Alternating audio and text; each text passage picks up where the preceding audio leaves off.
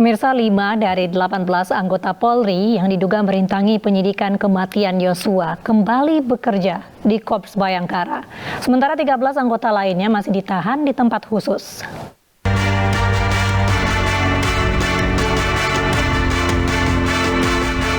Sebanyak 18 anggota Polri yang melanggar etik dalam penanganan kasus penembakan Brigadir Nofriansyah Yosua Huta Barat alias Brigadir Joshua, 5 diantaranya telah bebas. Kelima anggota Polri tersebut diantaranya Brigjen Beni Ali, mantan Karo Propos Divisi Propam Polri, AKBP Ari Cahya Nugraha, AKBP Ridwan Reki Nelson, AKP Rifaisal Samuel, dan AKBP Pujiarto.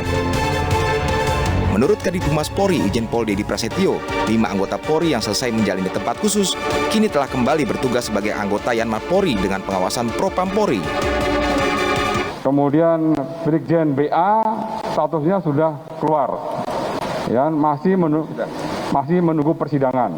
Kemudian AKBP ACN ya sudah keluar menunggu sidang.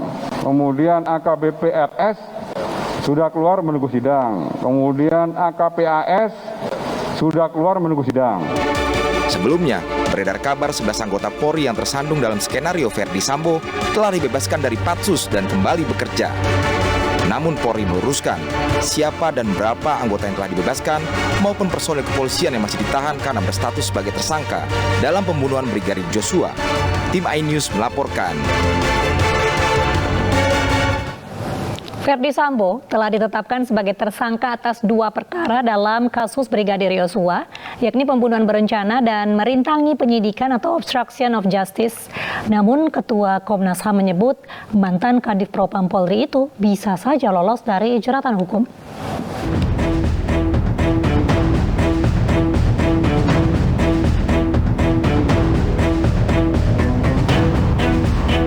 Mantan Kadif Propam Polri Irjen Verdi Sambo telah menjadi tersangka dalam kasus kematian Brigadir Joshua dan dijerat pasal berlapis. Selain dikenakan pasal pembunuhan berencana, Sambo juga ditetapkan sebagai tersangka kasus merintangi penyidikan atau obstruction of justice. Dalam kasus obstruction of justice, Sambo dijerat pasal 221 KUHP dengan ancaman pidana penjara selama 9 bulan dan pasal 233 KUHP dengan ancaman maksimal 4 tahun penjara. Sementara dalam kasus pembunuhan berencana Brigadir Joshua, Sambo dijerat dengan pasal 340 KUHP tentang pembunuhan berencana, subsidiar pasal 338, junto pasal 55 dan 56 dengan ancaman maksimal hukuman mati. Meski telah menjadi tersangka dalam 2 perkara, Ketua Komnas HAM Ahmad Taufan Damanik mengungkap adanya potensi Verdi Sambo lolos dari jeruji besi. Dalam video yang sempat viral di media sosial, Taufan menyebut Sambo sebagai bos mafia yang memiliki 1000 cara untuk bebas dari ancaman hukum. Sambo bukan orang sembarangan, puluhan tahun jadi reserve. Bukan nggak tahu deh cara. Sebagai bos mafia dia tahu dari caranya keluar dari. Orang waktu saya tanyain segala macam, ada saat dia nangis, ada saat dia senyum, seperti kira-kira bahasa isyarat, lu nggak tahu siapa gua kali ya gitu. Senyum dia dan dia konstruksi nyantai aja, bukan dia nggak ada jalan dengan gagah jumpa saya, hai Pak, gitu lagi kan dia sering ke Komnas HAM dulu kalau ada kasus, hai Pak, apa kabar? Saya nggak ada masalah. Menanggapi pernyataan itu, kuasa hukum keluarga Brigadir Joshua Kamarudin Simanjuntak yakin Verdi Sambo tidak mungkin lolos dari jeratan hukum. Namun Kamarudin mengungkap adanya potensi ancaman hukuman Sambo lebih ringan jika pasal pembunuhan berencana dicoret dan hanya dikenakan pasal 338. Apa yang dilakukan Verdi Sambo dan kawan-kawan ini sudah sangat telak. Paling kemungkinan dia dari 340 ke 338 itu masih ada potensi apabila penyidik kepolisian tidak berhati-hati dalam mengungkap motifnya atau dalam arti penyidik tidak berhasil mengungkap motifnya. Namun tentang akan lolos dari jeratan pasal 340 junto 338 itu tidak mungkin. Lantas, mungkinkah Verdi Sambo lolos dari jerat hukum dalam kasus pembunuhan Brigadir Joshua? Tentunya publik harus menantikan proses hukum yang hingga saat ini masih bergulir. Keterlibatan oknum polisi dan jenderal bisa disidik dan apakah Ferdi Sambo bisa lepas dari jeratan hukum? Beberapa waktu lalu iNews telah membahas kemungkinan itu dengan Kabareskrim Polri periode 2009-2011, Komjen Pol Purnawirawan Ito Sumardi dan pakar hukum pidana Universitas Jenderal Sudirman, Profesor Hipnu Nugroho. Dan berikut cuplikan dialognya. Pertama ke Pak Ito terlebih dahulu. Pak Ito, muncul spekulasi bahwa jangan-jangan kecurigaan di publik ini, jangan-jangan Ferdi Sambo ini bisa lolos dari jeratan, atau jangan-jangan bisa jeratannya ini lebih ringan begitu vonisnya. Menurut tanggapan Anda seperti apa? Ya, tentunya kalau kita lihat sistem peradilan pidana ya, atau criminal justice system di Indonesia itu, Polri itu sebagai penyidik. Penyidik itu mengumpulkan keterangan-keterangan sebagai alat bukti, kemudian mencocokkan dengan dugaan pasal yang disangkakan. Jadi unsur-unsur pidananya itu harus bisa didukung dengan alat bukti dan barang bukti. Itu yang dilakukan Polri.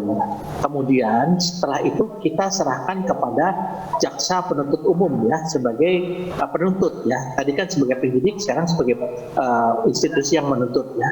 Jaksa ini karena yang akan berjuang di pengadilan jaksa, maka jaksa harus betul-betul lebih cermat.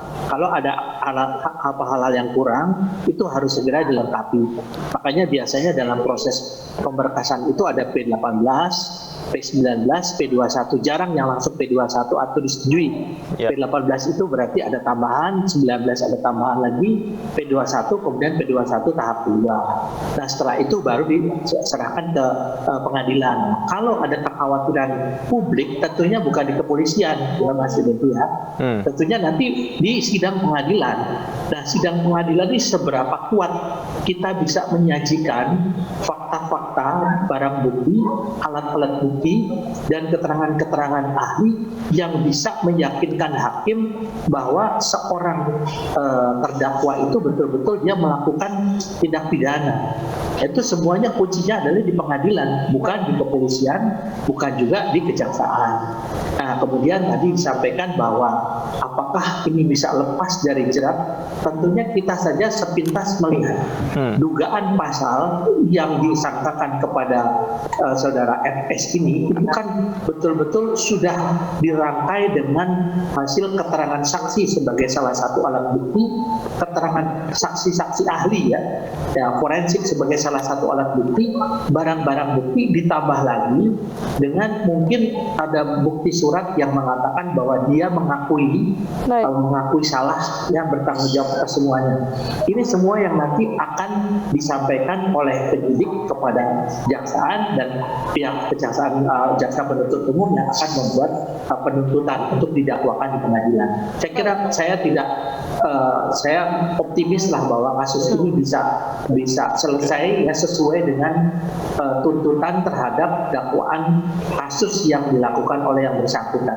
Itu secara pribadi sebagai orang hukum juga ya, orang yang memahami tentang hukum. Saya kira demikian.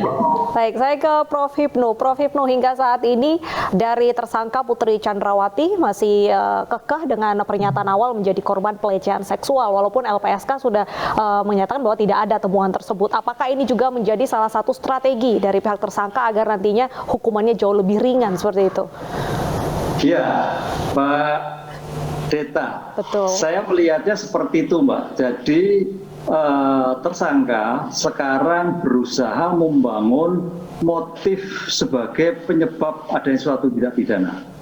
Karena motif inilah yang mungkin akan menjadikan yang meringankan. Kenapa sampai terjadi suatu pembunuhan berencana? Dengan demikian, hal-hal yang lain yang menjadikan motif tidak ketemu, hanya terhadap pelecehan seksual. Tapi pertanyaannya, pelecehan seksual yang bagaimana? Memang dalam undang-undang kekerasan seksual, korban itu juga sebagai alat bukti kan, pengakuan. Tapi kan pengakuan itu harus didukung dengan bukti yang lain. Itu. Jadi seandainya hanya pengakuan, ya tidak mempunyai nilai. Suatu bukti mempunyai nilai apabila terkait dengan bukti yang lain. Idealnya, Bu PC harus terus terang.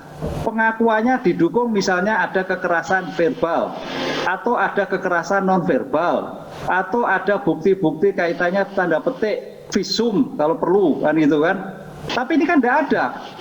Bagaimana bisa membuktikan? Karena dalam ilmu hukum kan walaupun dia sebagai tersangka kan bisa harus membuktikan.